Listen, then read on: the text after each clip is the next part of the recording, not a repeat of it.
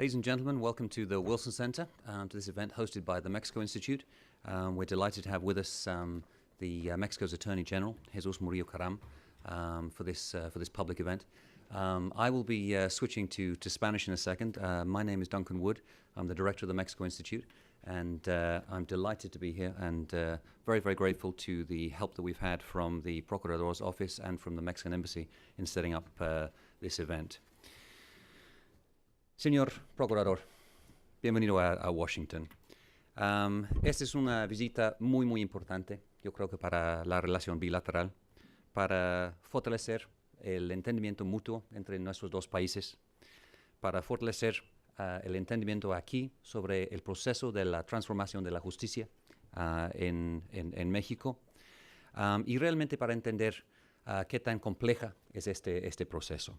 El papel obviamente del gobierno, pero también de la sociedad civil, el papel de la investigación, de las universidades y de todos.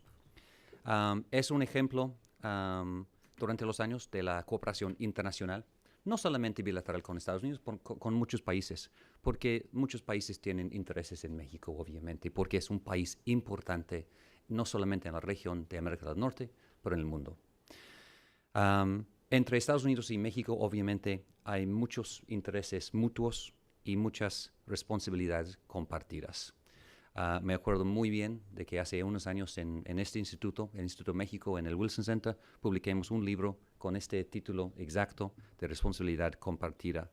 Y no es cuestión de injerencia de un país en los asuntos internos de otros, es la verdad la disposición de ayudar y de realmente compartir el cargo de combatir el crimen organizado que existe no solamente en México, pero en Estados Unidos y en todo el mundo. En el Instituto México, nuestro trabajo no es solamente en ese libro que acabo de mencionar, pero tenemos también trabajo que sigue sobre la reforma de la justicia en México, sobre la reforma policíaca, sobre el Estado de Derecho. Todos son temas centrales para nuestro trabajo. Tenemos ahorita y acaba de pasar una colección de artículos al procurador sobre el tema del enlace ciudadano en proyectos de seguridad y transformación de la justicia en México. Estamos trabajando, apoyando a instituciones mexicanas, universidades, obviamente, centros de investigación, y también estamos trabajando con órganos del gobierno. Yo creo que nosotros aquí en el Wilson Center, en el Instituto México, tenemos un papel pequeño, pero importante, de ayudar en este entendimiento mutuo entre los dos países. En meses recientes hemos tenido aquí en el Wilson Center unos eventos sobre estándares policíacas. Tuvimos una conferencia por María Elena Morera sobre la participación de la sociedad civil en procesos de justicia, la reforma policíaca, reforma judicial y sobre todo, obviamente, por supuesto, tuvimos el secretario de Gobernación, Miguel Ángel Osorio Chong. Por hoy tenemos usted a platicar con nosotros. Y voy a leer un poquito de la biografía del procurador. Jesús Murillo Caram nació en Real del Monte, Hidalgo. Es un político y abogado y ha tenido varios puestos en las ramas ejecutivas y legislativas en México. Sirvió como gobernador del estado de Hidalgo de 1993 a 98. Después fue subsecretario de la Seguridad Pública. En 2000 fue electo como senador y presidente de la Comité de Gobernación. También participó como un miembro de los comités jurisdiccionales de justicia y del Distrito Federal. En 2012 fue electo como diputado y como voceador de la Cámara de Diputados. Él fue presidente durante la ceremonia en que Enrique Peña Nieto se volvió presidente de México.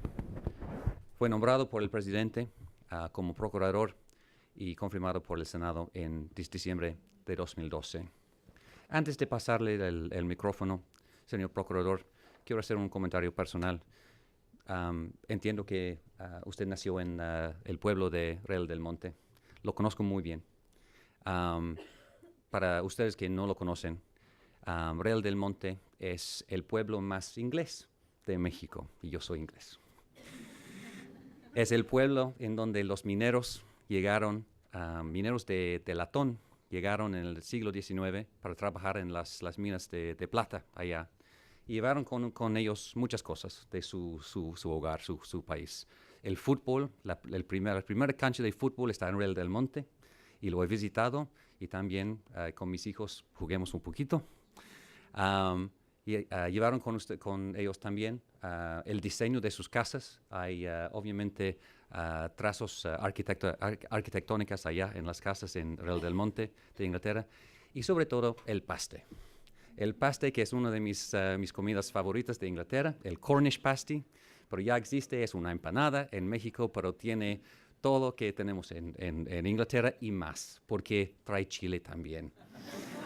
Y obviamente es lo que faltamos en Inglaterra, faltamos un poquito de este tipo de vida. Y obviamente hoy, si visitas a Real del Monte, puedes ver el legado de los ingleses allá, del panteón inglés, con todos los nombres de Cornwall allá, que es muy, muy interesante ver, los trazos arquitectónicos y de culinarias también. Yo he pasado muchos fines de semana muy, muy contentos en Real del Monte, en Mineral del Chico también, que es un lugar precioso también. Aunque hay un dicho local que dice, los ingleses comen aparte. Quisiera darle el más cálido bienvenido a esta casa de estudios, su casa aquí en Washington. Damas y caballeros, el procurador Murillo Caram. Gracias.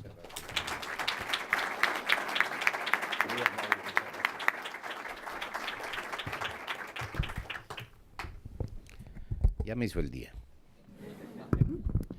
Se me nota lo inglés. Yo sí creo que de veras mi pueblo es hermoso. Y sí se trató de rescatar la parte inglesa, porque no solo fue el fútbol, fue el tenis. La primera cancha de tenis también se puso ahí. Y es un pueblo montañoso, era muy difícil hacer un campo de golf, pero por lo menos hicieron un hoyo. Después hicieron muchos cuando sacaron la plata. Es toda una aventura lo que le sucedió a los ingleses en Real del Monte. Hasta me gustaría más hablar de eso que de lo que vamos a hablar, pero creo que ustedes vinieron a otra cosa. Decía con toda razón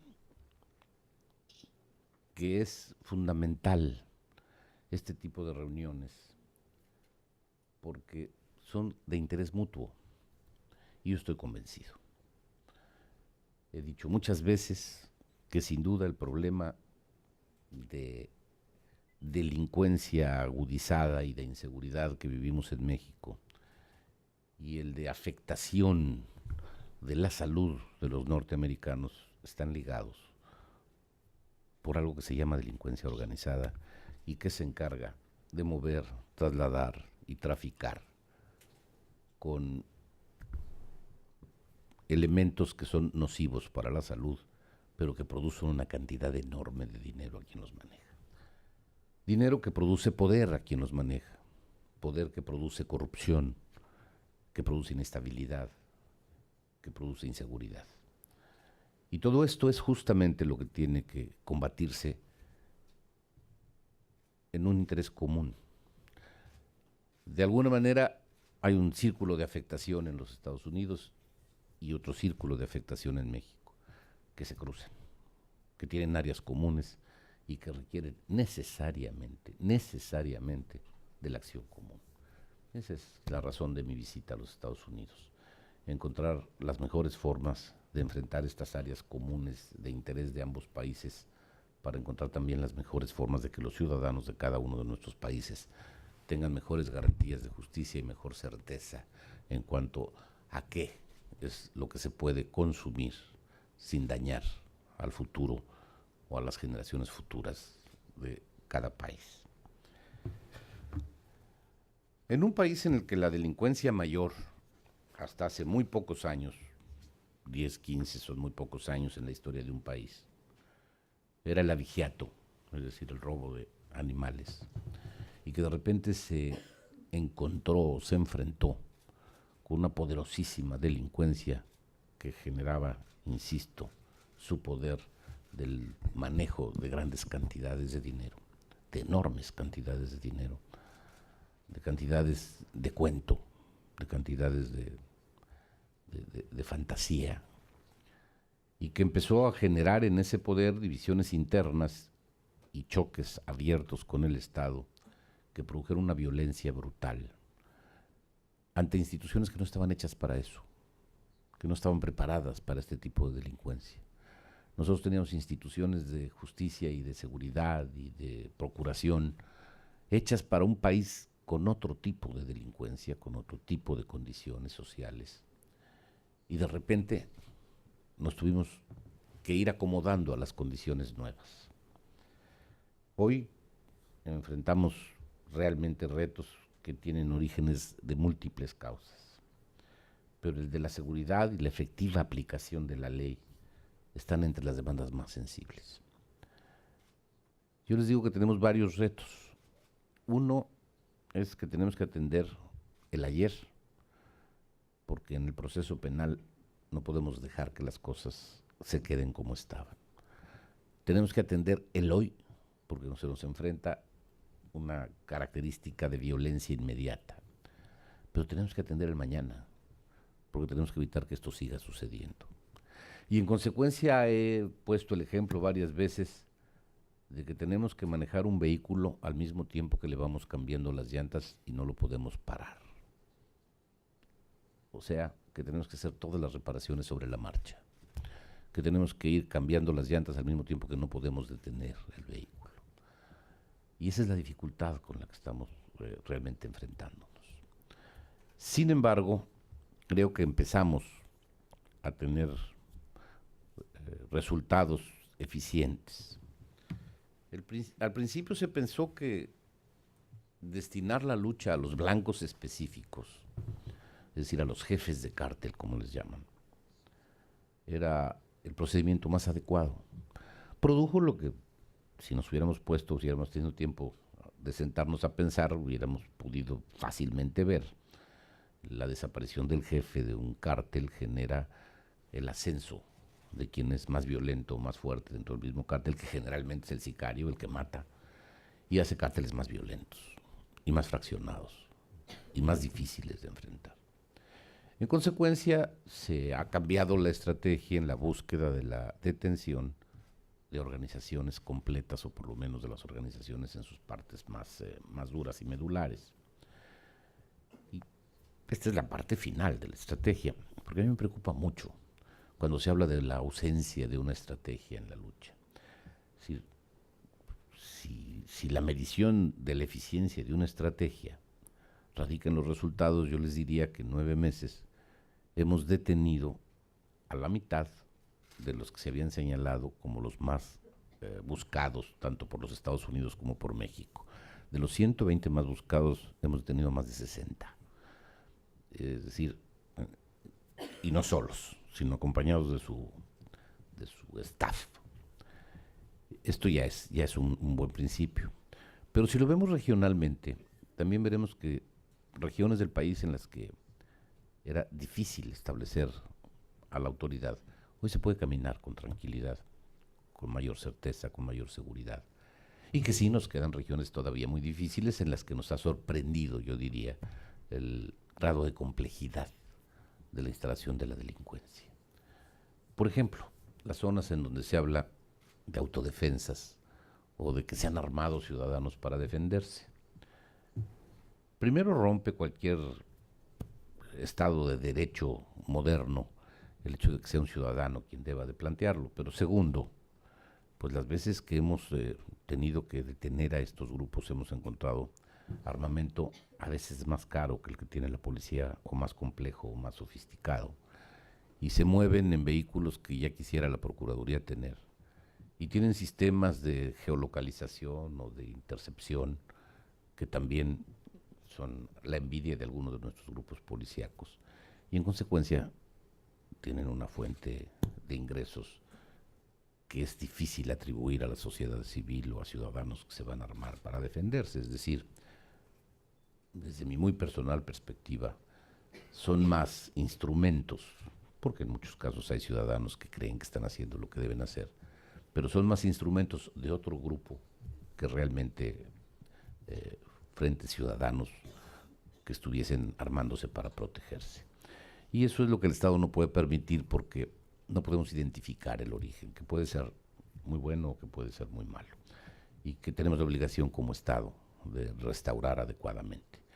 Pero el conflicto real de esto es que la aplicación de todas estas medidas no puede salirse del marco de la ley. No puede romper con las principales garantías que tiene que tener una sociedad civilizada.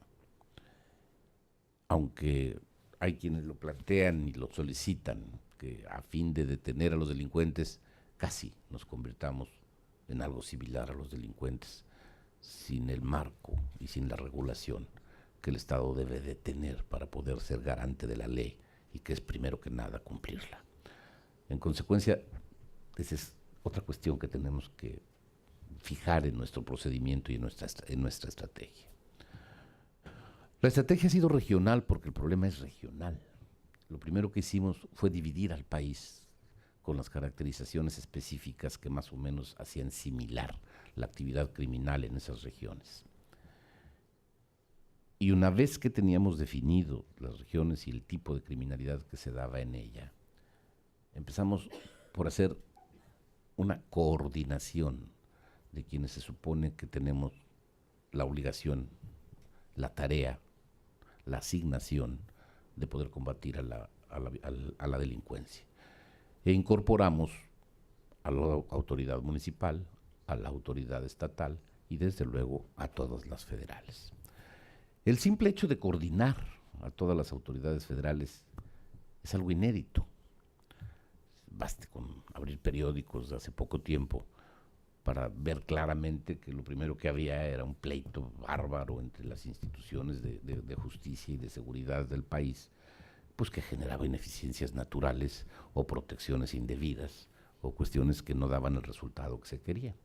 Coordinar a todas estas autoridades federales fue una tarea importante, pero hacerlo con las autoridades estatales y municipales, creo, ha sido la más importante de todas, porque hoy todos vamos en el mismo sentido y los resultados pueden verse.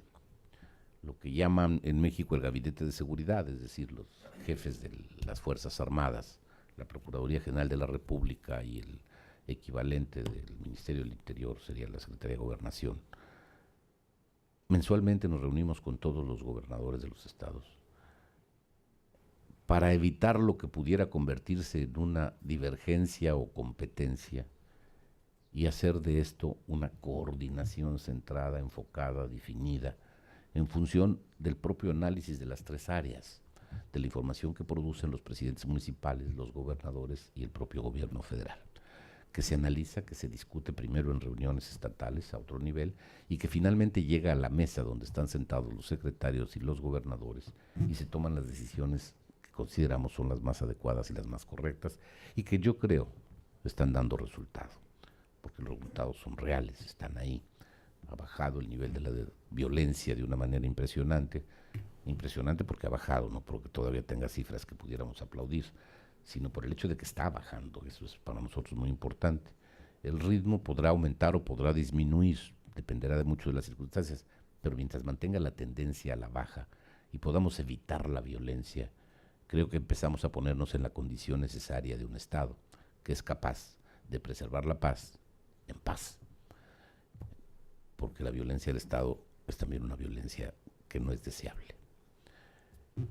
Todas estas características y muchas más que no puedo decirles, sobre todo el uso de la inteligencia, para decirlo en términos generales, nos han permitido tener primero una información más adecuada y correcta de la realidad cambiante, versátil, de movimientos.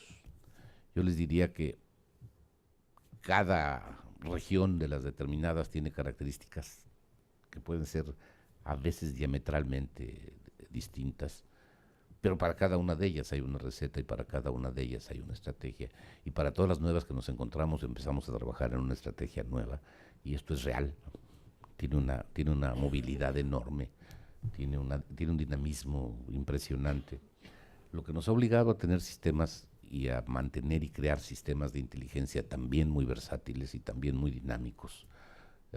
La información es revolvente, todos los días está generando condiciones nuevas y estrategias nuevas, o diría yo tácticas nuevas más que estrategias nuevas. Y esto ha dado un camino que tiene que complementarse con muchas cosas más. La primera, y que a ustedes les interesa muchísimo, y han sido partícipes fundamentales, a los miembros del Wilson Center, es la reconstrucción de nuestro sistema de justicia. Estamos optando por utilizar el sistema que prácticamente en toda América se ha venido instaurando, que es el acusatorio, a cambio de un sistema mixto que tenía el país. A veces es fácil calificarlo de inquisitorio simplemente, pero yo creo que era un sistema mixto. Y estamos haciendo el traslado de ese sistema mixto hacia un sistema acusatorio. ¿Qué significa? Significa que vamos a generar un proceso distinto fundamentalmente en el área de investigación, fundamentalmente. Porque las características de este sistema, sobre todo la adversalidad, implica necesariamente que ante el juez haya la misma capacidad de las partes para poder presentar sus argumentos y el juez pueda tomar una decisión sobre inocencia o culpabilidad mucho más precisa. Y esto requiere de que los órganos que aportan las evidencias que permiten llegar al juicio le den a las partes las mismas condiciones. En el sistema anterior, todo el peso de la investigación y toda la información la tenía el fiscal, el que presenta la acusación, dejando realmente, de alguna manera, un poco desprotegido a la otra parte, a la defensa. Hoy, la presencia de la evidencia en ambas partes con igualdad de circunstancias, que es a lo que vamos en el acusatorio, nos va a permitir una adversalidad real.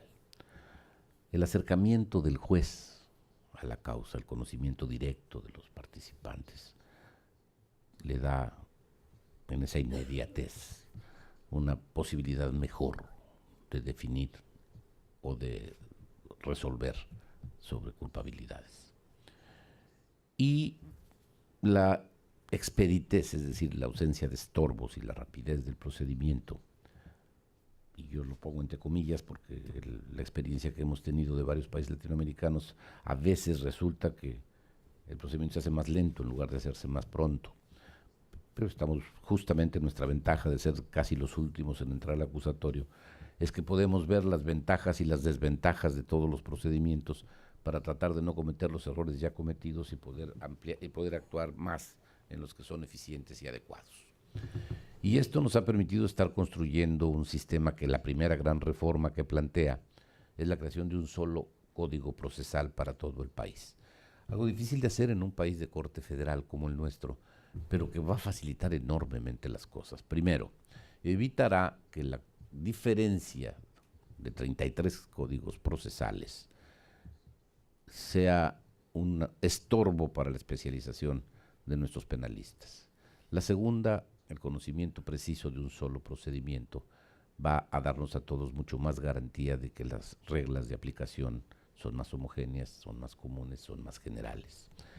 Y sobre todo, nos permitirá que todos los recursos que tienen que ver con la vigilancia y las garantías del procedimiento estén mucho más claros en razón de que hay un solo procedimiento. El Congreso de la República ya aprobó la reforma constitucional que le permite hacer una ley en este sentido, es decir, el paso más difícil está dado y ahora está en proyecto en una de las comisiones del Senado, en dos de las comisiones del Senado, un código procesal único para todo el país con las reglas ya del acusatorio, con la instrumentación del acusatorio. Y esta será la base de la transformación de nuestra justicia penal. Lo que sigue es más difícil, hay que implementarlo. Hay que empezar por modificar hasta los lugares en los que tiene que esto darse, pero por modificar los criterios, las formaciones, la academia y lo más difícil de todo, la mentalidad y las actitudes. Esos son cambios que no se hacen de la noche a la mañana, que requieren de tiempo, que requieren de inteligencia, que requieren de paciencia, que requieren de constancia. Y para ello se ha integrado un sistema nacional que tendrá que ver la implementación de este proyecto. Repito, tenemos al mismo tiempo algunos de nuestros especialistas enfocados en el estudio de los fracasos y de las ventajas que se han dado en los diferentes sistemas acusatorios, sobre todo de Latinoamérica, que son los que más se asimilan a nuestro modo de pensar y de actuar.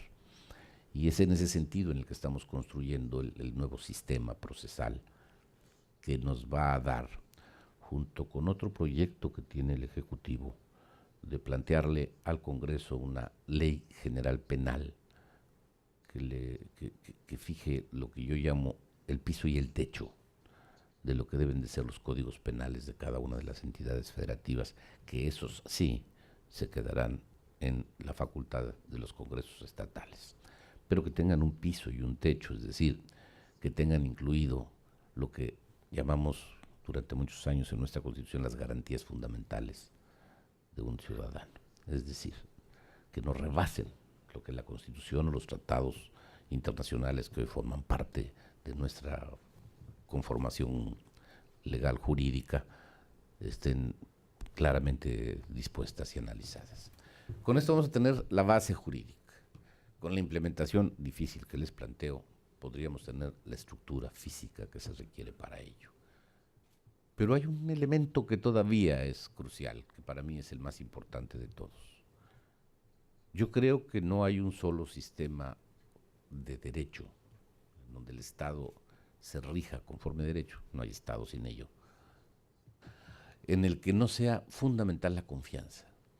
Yo creo que el gran eje del pacto social que pueda hacer que un país se constituya como tal, es decir, que en un territorio determinado haya un grupo de gentes que viven en él y se pongan de acuerdo en la forma en que su propia ley lo determine, para generar un sistema normativo que los regule, que eso es lo que constituye el Estado, no puede darse sin el elemento de confianza.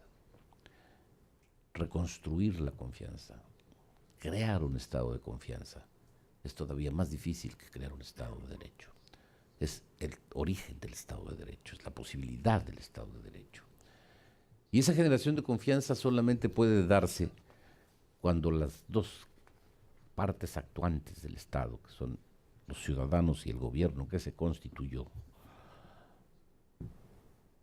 tienen un cimiento de aceptación mutua. Es decir, que la ley refleje lo que los ciudadanos creen que deba de ser legal. Que la ley no se convierta en algo que sea un yugo o que sea una pinza que apriete a la sociedad, sino que lo consideremos sea solo el limitante de la libertad de todos frente a la libertad individual. Que sea solo el que marque la línea difícil entre la libertad de cada uno y la libertad de un grupo. Que pueda hacer conducir y limitar el camino justo en el que podamos desenvolvernos con el único límite a nuestras libertades que sea la de los demás. Esta es la construcción de un Estado legítimo de derecho, no solo legal, sino absolutamente legítimo. Y es en eso en lo que vamos a tener que trabajar con mayor intensidad. Es muy importante que la autoridad sea una autoridad confiable para la población. Tan importante como que la población pueda sentir que esa representación que tiene en el gobierno está adecuándose a lo que ésta definió en lo que son las leyes sustanciales. Y perdón, estoy repitiendo la base jurídica del Estado de Derecho, pero poniéndola en los términos comunes, no en la de los términos de los abogados, que nos hacen más difícil entenderlas. Esto es lo que tenemos que reconstruir. Es este el tejido que tenemos que estar todos los días bordando e incluso a veces como Penélope desbordando para poder tejer al día siguiente de mejor manera, de manera más adecuada, de la manera que nos reclame la circunstancia inmediata. Por eso les decía que la tarea no es fácil porque tenemos el coche con las llantas ponchadas, lo tenemos que hacer caminar y tenemos que cambiarle las llantas al mismo tiempo. Tenemos que atender el ayer, el hoy y el mañana. al mismo tiempo, exactamente al mismo tiempo. Tenemos que hacer valer la paz, pero no con la violencia, sino con la paz. Y eso es más difícil. Tenemos que regular y reglamentar con toda claridad el ejercicio de nuestros cuerpos policíacos para que su actuación no sea solo en búsqueda de la eficiencia, sino fundamentalmente con el ejemplo del respeto a la ley. No podemos combatir a la delincuencia con los mismos métodos, por más que a veces dan ganas, pero tenemos que hacerlo con el ejemplo de la ley. Tenemos que hacerlo como tenemos que mostrar que tienen que darse las condiciones comunes de vida, cómo se puede regular la conducta, cómo se puede realmente vivir en sociedad. Todo esto es el propósito y me pasaría yo unas 18 horas más diciéndoselos, pero estoy seguro que se dormirían bastante antes. Y en consecuencia prefiero dejarles espacio para que me pregunten lo que les interese y yo les conteste lo que pueda.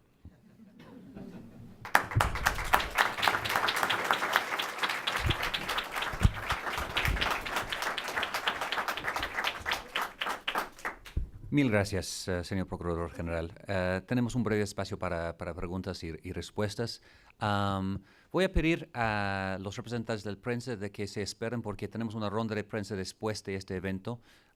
Entonces, este es un espacio para los ciudadanos privados. Si se pueden identificar.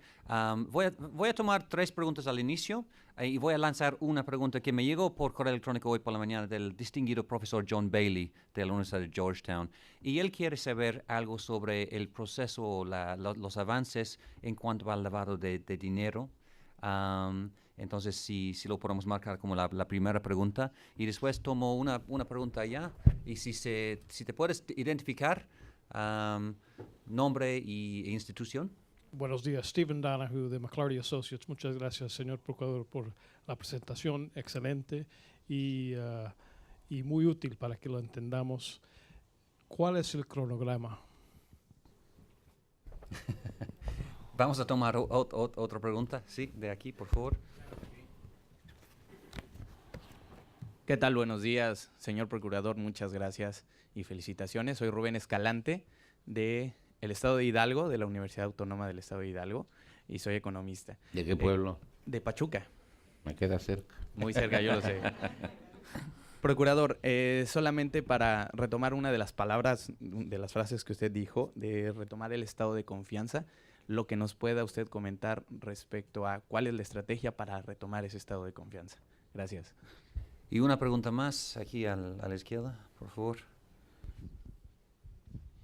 Buenos días, señor Procurador. Sergio de la Peña, un consultor independiente. ¿Nos puede dar usted su visión sobre cómo piensa el gobierno del presidente Peña Nieto en tomar el tema de la iniciativa Mérida y además actualizarnos en qué es lo que está sucediendo con la Gendarmería, por favor? Fantástico. Bueno, ¿qué tal si iniciamos con estas 4 preguntas? La verdad, nada más para ahorita. Gracias. En cuanto al lavado de dinero, yo creo que ese es un tema central, crucial. Es decir, si a fin de cuentas lo que le da poder a los grupos delincuenciales es el dinero, seguir al dinero es elemental, la primera de las formas de combatirlos. Para esto lo que se requiere es un aparato enorme de inteligencia, que generalmente lo tienen los aparatos recaudadores de todos los estados. Son los más hábiles para eso y tienen la experiencia plena. Hicimos en consecuencia en México, y esto es cuando estábamos en el Senado, cuando era senador, modificaciones a la ley para que en la ley de lavado de dinero se creara una unidad de espejo de la unidad que tiene que ver estas cosas en los órganos hacendarios o fiscalizadores. Y hoy ya existe una unidad de inteligencia financiera en la Procuraduría General de la República que puede obtener esa información. A mí me llamó la atención el día de ayer cuando nos platicaban los funcionarios del gobierno americano que aquí es más pública esa información que allá. Allá por lo menos ya la Procuraduría tiene acceso a ella y en consecuencia podemos meternos mucho más fácilmente a esto. Creo que empezamos a tener éxito ya en algunos asuntos en cuanto al lavado de dinero y creo que vamos a tener muchos más. Es un proceso más difícil y más lento porque tiene uno que meterse técnicamente a las tripas y generalmente quien tiene este tipo de actividades, pues también ya saben cómo ocultarlas y cómo esconderlas y cómo no definirlas. Pero yo les podría decir, uno de los éxitos más claros y más rotundos se tuvieron en el manejo de un sindicato que manejaba mal los recursos de sus trabajadores y que tuvo como consecuencia una de las detenciones más importantes que se han hecho en el país, y que fue justamente con una investigación de lavado de dinero, producto de esta relación entre la unidad de análisis financiero de la Procuraduría y la del propio gobierno federal. Este es el instrumento que utilizaremos para la búsqueda de lavado de dinero. Esto nos lleva a tener cuidado en la forma en que actuamos, porque a veces la ambición de detectar rápidamente un indicio de lavado de dinero nos puede afectar la visión para llegar al fondo de lo que pudiera constituirse como el desarme de un grupo cuyo poder radicado en el dinero afecta al Estado de Derecho. Yo creo que no tengo mucho más que decir al respecto, pero es desde luego el tema central en nuestra reconstrucción de la inteligencia contra la delincuencia. Cronograma. Pues mire, yo le puedo decir que es primero y que es después. ¿Cuándo? Es muy difícil. Mi subprocuradora me limita mucho, porque no me deja nombrar a nadie si no me lo capacita antes. En consecuencia, me tarda mucho más de lo que yo pensaba. Y creo que tiene razón, pero yo tengo prisa y entonces el cronograma tendrá que ajustarse a las dos cosas, a la razón de mi subprocuradora y a la prisa del procurador. Le puedo decir que lo primero que tenemos que hacer es generar toda la legislación que se requiere para poder sustentar todo este procedimiento. Esto se planteó hace 5 años. También era yo senador y también intervine en ello. Y cuando se hizo la iniciativa venían 3 años de plazo. Yo insistí en que debieran ser 8. Y eso fue lo que quedó en la Constitución. Se nos dio un plazo de 8, de los que ya nada más nos quedan 3. Si yo he sabido entonces que iba a ser procurador, le pongo 16 años al asunto. Así que no le puedo dar un cronograma preciso. En lo que se refiere a la confianza, ¿qué instrumento es esencial para la confianza? Curiosamente, la respuesta es la confianza. La confianza es algo que hay que construir con confianza. Se tiene que dar para poder recibir. Y siempre pongo el ejemplo, por lo que creo, de lo que es un sistema fiscal ideal, sustentado en la confianza. El mejor sistema fiscal sería aquel en los que los ciudadanos digan al gobierno: yo pago tanto de impuestos y aquí está. Y el gobierno diga: yo te creo y lo acepto. Esto nos eliminaría una cantidad de procedimientos y de papeleos y de cosas. Pero esto solamente puede suceder cuando esto no tuviese posibilidades de fallar. En consecuencia, para poder mantener un sistema de confianza, se necesita romper la confianza con severidad y ser muy drástico, pero muy drástico, con aquel que la rompa. Si el ciudadano miente, hay que aplicarle drásticamente sanciones. Y si el servidor público miente, hay que cortarle la cabeza teóricamente. Y el otro es Iniciativa Mérida y Gendarmería. Mire usted, se le ha dado a la Gendarmería un peso mayor en la estrategia del que realmente tiene. Sí tiene una función estratégica fundamental. Es el aseguramiento del territorio. Hay regiones del país que, de no ser atendidas con presencia física policial, pudieran convertirse en un problema de pérdida del Estado de Derecho. Y la presencia de la Gendarmería será sustancial para conservar la presencia del Estado, de la autoridad, de la ley y de la justicia. En consecuencia, este es el propósito de la Gendarmería, que es solo uno de los propósitos estratégicos fundamentales en el plan. Y lo que se refiere a Iniciativa Mérida, yo le diría que el mayor valor que para mí tiene la Iniciativa Mérida es que genera un instrumento de colaboración de dos gobiernos en un propósito común de hacer valer el Estado de Derecho, de preservar la paz y de combatir a un problema de delincuencia que nos es muy grave a ambos países. y genera colaboración, lo cual me parece espléndido. Creo que los mecanismos de aplicación tienen que ser revisados, tienen que ser cuidados y tienen que ser manejados de manera distinta. Pero el propósito me parece espléndido, la intención es correcta y los resultados pueden ser mucho mejores. ¿Y ya? Muy bien. ¿Tenemos tiempo para otra ronda? Segunda ronda, por favor. Aquí el centro.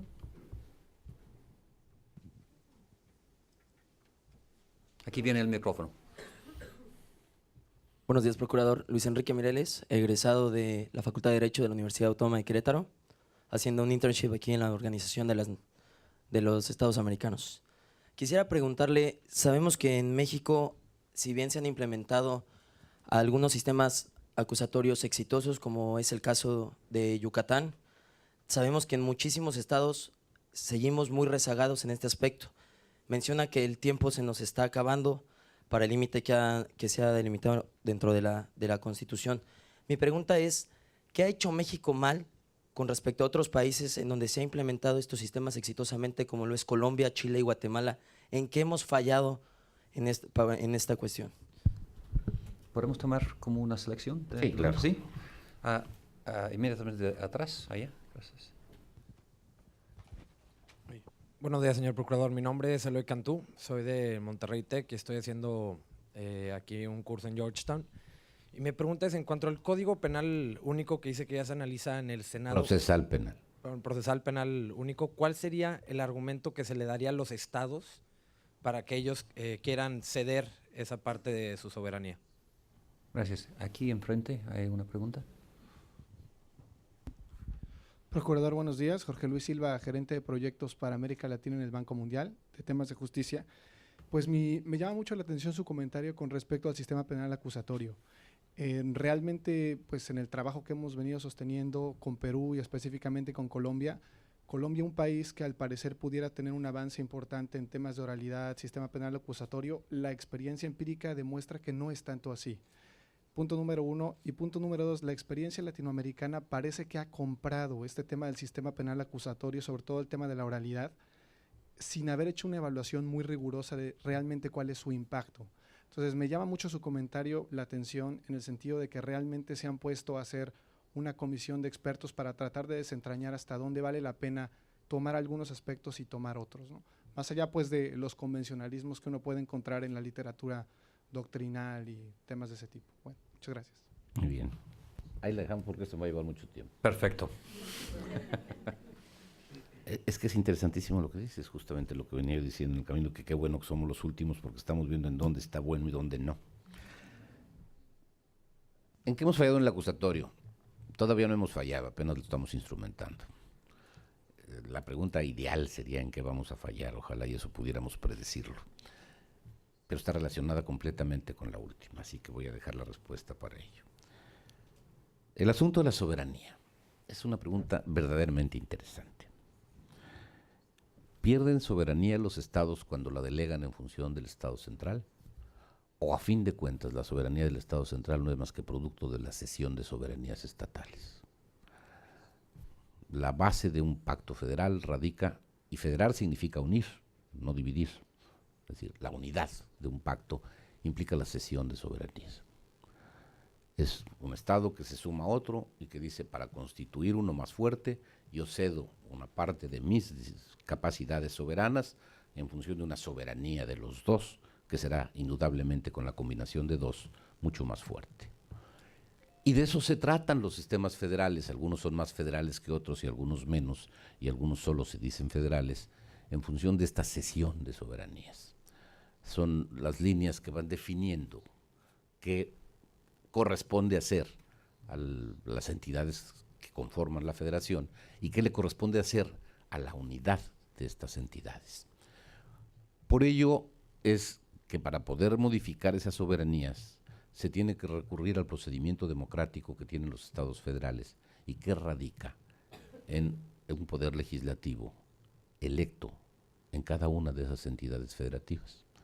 Cada una de esas entidades federativas tiene un representante, 2, 3, 4 diputados y otros senadores, 2 o 3, que la representan, que deciden qué partes de esta soberanía pueden ceder, que deciden cuáles tienen que rescatar, que decirle cuáles son las formas que se inscriben dentro de la soberanía pactada para poderse aplicar en cualquier país. Y eso es justamente lo que se hace con el Código Procesal Único.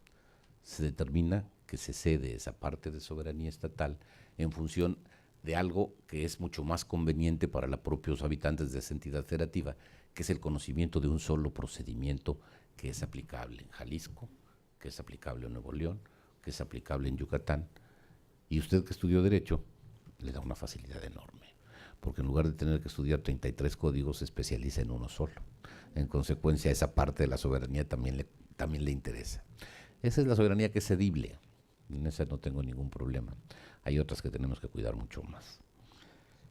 Colombia, tiene usted toda la razón, pero no le echemos la culpa al sistema, no es el acusatorio el malo. Les está pasando lo que nos va a pasar en la experimentación, en el procesamiento, en la instauración. Se van dando resultados, consecuencias, efectos que obligan a ir corrigiendo conforme se va creando. Todos los procesos nuevos, todos tienen ese tipo de conflictos. Yo siempre lo dije, lo que usted acaba de decir lo dije en las discusiones en la Cámara. La oralidad no es más que una caracterización de un sistema, no es el sistema. Es decir, la oralidad no es más que la presencia del juez en forma inmediata, precisa, directa, concreta en el procedimiento, pero no es el procedimiento. Nosotros tuvimos procesos orales en México, es más, nosotros tuvimos un sistema acusatorio en 1917. Fue la propuesta de Carranza, que por cierto resultó ser un magnífico, o tenía unos asesores magníficos en el aspecto jurídico. Y tuvimos juicios orales, solo que estos eran con jurado. Y los jurados latinos son un poco pasionales y generaban juicios pasionales. Y eliminamos los juicios orales precisamente por eso. Hoy la oralidad, a como se está construyendo en México, es una oralidad que lo que busca es el acercamiento del juez con el proceso y con el procesado. No estará sujeto a un criterio que pudiera ser pasional o que pudiera estar más regido por la capacidad oratoria de un fiscal o de un defensor, sino de un juez preparado con el conocimiento pleno de lo que es la juridicidad y que tiene la capacidad de juicio, eso esperamos, para aplicarla en el momento determinado. Es decir, la ventaja de ser los últimos es que lo que usted vio en Colombia yo también ya lo vi como legislador, que lo que usted vio en Perú también ya lo tenemos apuntado, y más importante, que lo que ya vimos en Chihuahua, Estado de México y Nuevo León, donde se han aplicado estos procedimientos y que han tenido que ir corrigiendo sobre el camino, estamos tratando de aplicarlo al nuevo Código Procesal para no repetir los mismos errores. Vamos a corregir los nuevos que no hemos visto. Esa es la evolución, ese es el camino de la vida. Solo cuando verdaderamente algo está muy probado, se convierte en permanente. Pero el mismo derecho que debe tener una característica de permanencia, según me dijeron en la escuela, se modifica todos los días. En consecuencia, la permanencia solo se da en el cambio, es lo único permanente. Mil gracias. Damas y caballeros, se acaba el tiempo. Quiero agradecer otra vez a mi equipo aquí, a Miguel, a Alison, a Porfirio, a Natalia, por todo su ayuda en la organización de este evento. Quiero agradecer a la Embajada de México, al Gobierno de México, por siempre apoyarnos en estos eventos también. A ustedes por venir y, señor embajador, muchas gracias por estar siempre con nosotros y demostrar el interés en vuestro programa. Damas y caballeros, nos vemos por aquí o en otro evento muy pronto. Muchas gracias por su asistencia.